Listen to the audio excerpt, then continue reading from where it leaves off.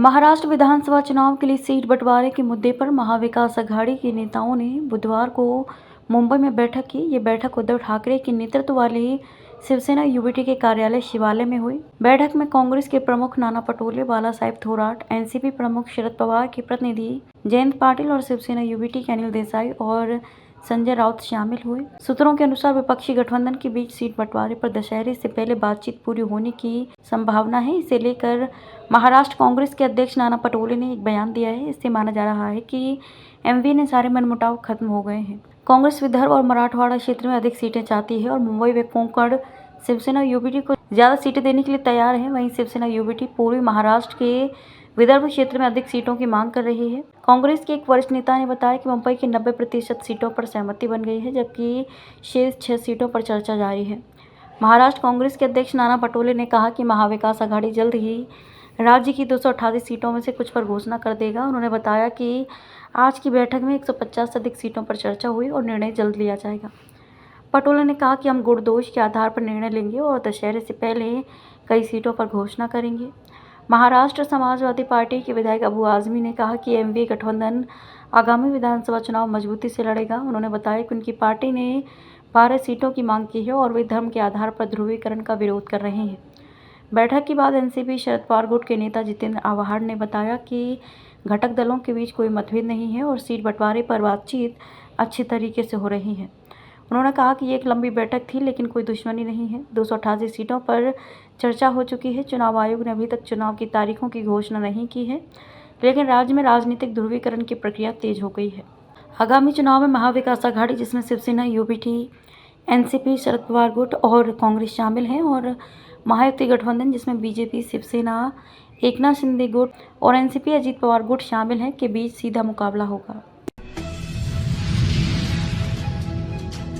नवरात्रि पर शिवसेना भवन में उद्धव ठाकरे ने लॉन्च किया मशाल गाना। मुंबई में शिवसेना प्रमुख उद्धव ठाकरे ने नवरात्रि के अवसर पर शिवसेना भवन में मशाल गाना लॉन्च किया। इस अवसर पर संजय राउत, अनिल देसाई और अरविंद सावंत उपस्थित थे। उद्धव ठाकरे ने कहा कि पिछले 2-2.5 सालों से हम न्याय मंदिर में न्याय की मांग कर रहे हैं, लेकिन हमें न्याय नहीं मिल रहा है। इसलिए हमने जगदम्बे मां से प्रार्थना की है कि वे सरकार के भ्रष्टाचार और महिलाओं के साथ हो रहे अत्याचारों के खिलाफ लड़ने में मदद करें।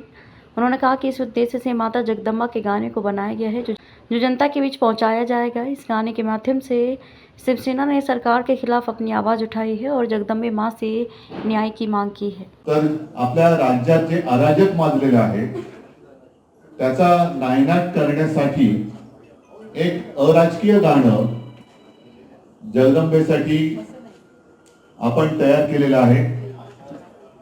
एकूणच राज्यामध्ये जी काही तोतेगिरी चाललेली आहे आणि त्या तोतेगिरीचा उल्लेख मी एवढ्यासाठी केला की असंच अराजक शिवछत्रपतींच्या आधी संपूर्ण देशावर आलं होतं आणि तेव्हा संत एकनाथाने ती जी आरोळी मारली होती, बये दार उघड, आज तर एकनाथांच्या नावाने सुद्धा तोतेगिरी करणारे खूप दिसत आहेत।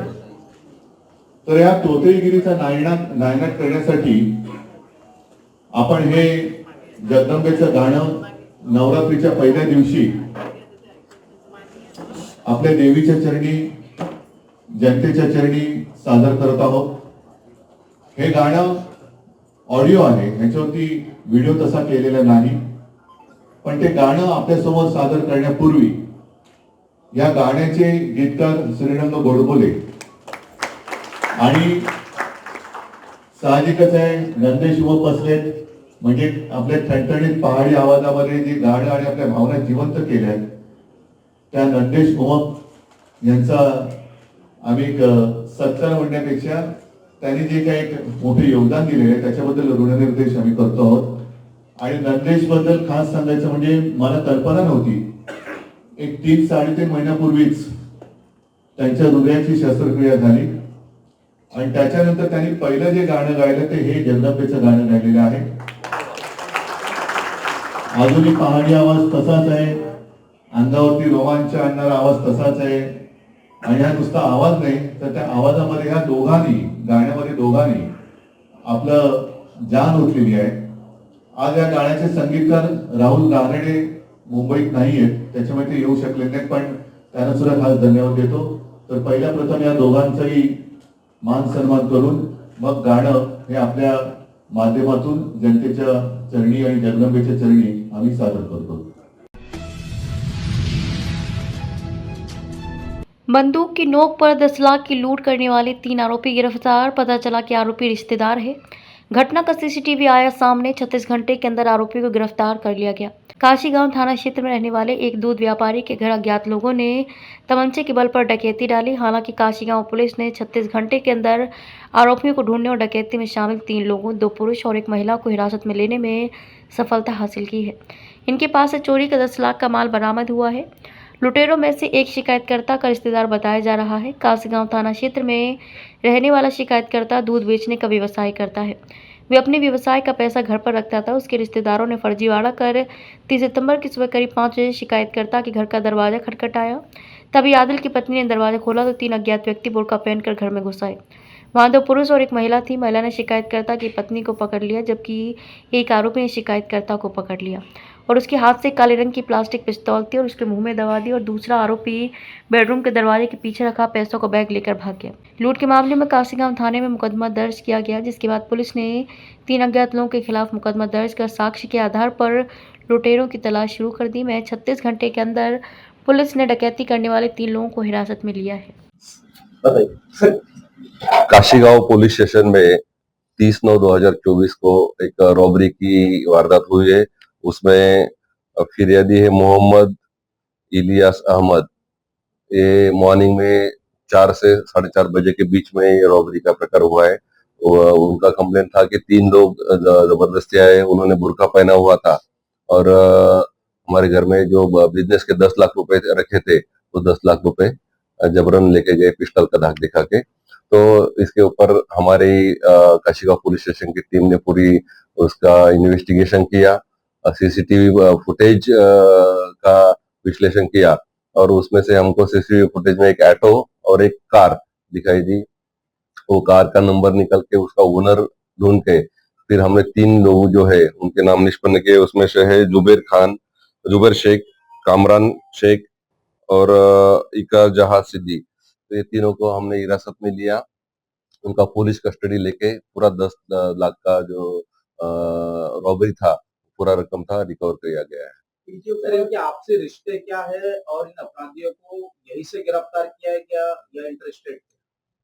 ये जो आरोपी है नाला सुपारी के रहने वाले हैं और ये उनके रिलेशन में ही थे। सेम बिजनेस वही करते थे जो दूध का जो बिजनेस है, सेलिंग का सेम बिजनेस करते थे। इनके बिजनेस के बारे में पैसे कहाँ रखते, कब घर पे आते, कलेक्शन कैसा होता है, ये सब इनको मालूम था। कब घर के बाहर जाते, वो टाइम देख के उन्होंने रॉबरी किया है। इनके ऊपर और भी कई मामले दर्ज किए? इनके ऊपर पहले कोई मामले दर्ज नहीं है। वेपन आपने बताया, वेपन दिखाकर उन्होंने लुटाया, तो वो वेपन जो वेपन था वो प्लास्टिक का था और वो प्लास्टिक का वेपन का डर दिखा के उन्होंने रॉबरी किया है। वो वेपन और जो 10 लाख है पूरे बरामद किए गए। सर, रिश्तेदार आपस में क्या वाकई उन लोगों ने सिर्फ पैसों के लिए ही ये रॉबरी की या इसके पीछे भी और कोई वजह है? वजह वही है, पैसों की है। वो कर्ज बाजारी हुआ था, उसके ऊपर बहुत सारा लोन था और बहुत सारी दिक्कतें थे। तो उनको एक वही रास्ता सूझा कि इनके पास पैसा रहता है तो पैसा वहां से इजीली मिल सकता है। किसी 4 तारीख तक।